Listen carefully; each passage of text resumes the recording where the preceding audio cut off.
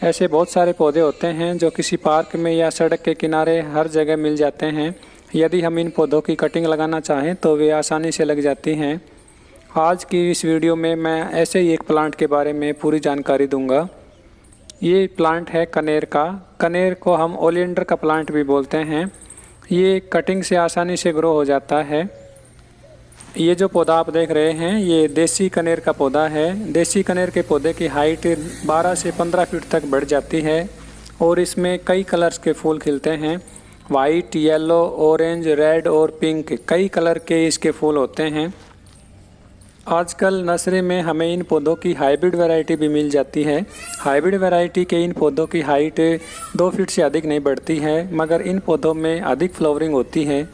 Hybrid variety के पौधों को गमलों में आसानी से ग्रो किया जा सकता है, मगर जो देसी वैरायटी के पौधे होते हैं उनको ज़मीन में लगाने पर बहुत अच्छी ग्रोथ होती है।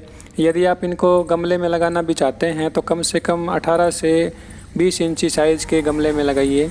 इन पौधों के फूल गुच्छों में खिलते हैं और पूरे साल भर इनमें फ्लावरिंग होती रहती है, मगर गर्मी के मौसम में इन पौधों में अधिक फ्लावरिंग होती है। कनेर का चाहे देसी वैरायटी का पौधा हो चाहे हाइब्रिड वैरायटी का पौधा हो, दोनों पौधों में बहुत ही अच्छी फ्लावरिंग होती है। कनेर की पौधे की कटिंग लगाने के लिए कुछ बातों का ध्यान रखना पड़ेगा। जब हम इस पौधे की स्टेम काटते हैं तो उस स्टेम से वाइट फ्लूइड निकलता है। हमें इस स्टेम को 2 या 3 दिन के लिए सुखाने के लिए रख देना है। उसके बाद इसकी कटिंग को ग्रो करना है। यदि हम उसी दिन डायरेक्ट इसकी कटिंग को लगा देंगे तो वो स्टेम जो है गल जाएगी।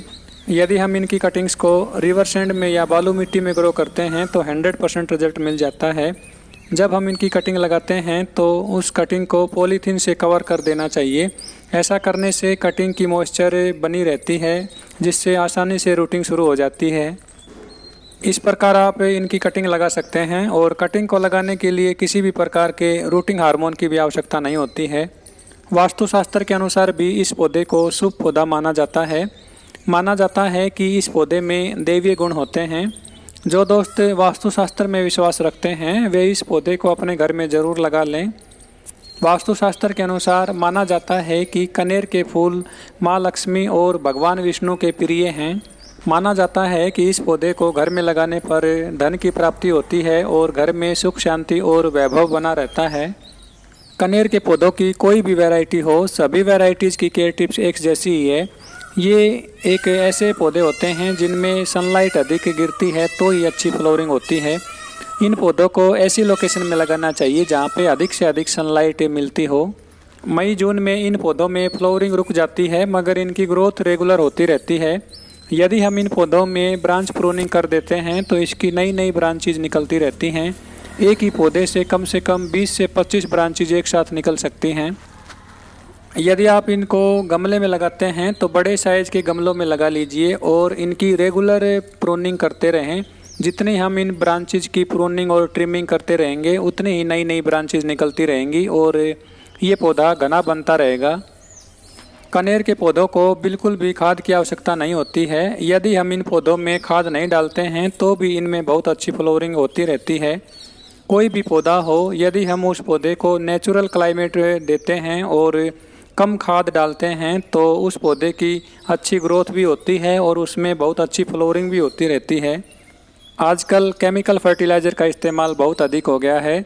यदि हम अपने पौधों में केमिकल फर्टिलाइज़र का इस्तेमाल करते हैं तो एक बार तो इनकी बहुत अच्छी ग्रोथ हो जाती है और फ्लावरिंग भी अधिक होती है, मगर ये पौधा अगले साल इतनी फ्लावरिंग नहीं करता और उसकी ग्रोथ रुक जाती है, क्योंकि केमिकल फर्टिलाइज़र के इस्तेमाल करने से ये पौधा स्ट्रेस में आ जाता है और नेचुरल वे में इसकी ग्रोथ नहीं होती है और कुछ ही सालों बाद ये पौधा सूख जाता है।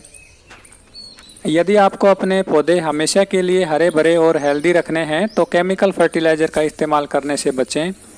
यदि आपको इस चैनल की वीडियोज़ अच्छी लगती हैं तो चैनल को लाइक एंड सब्सक्राइब ज़रूर कर लें। वीडियो में लास्ट तक बने रहने के लिए आप सभी दोस्तों का बहुत बहुत धन्यवाद। Thank you.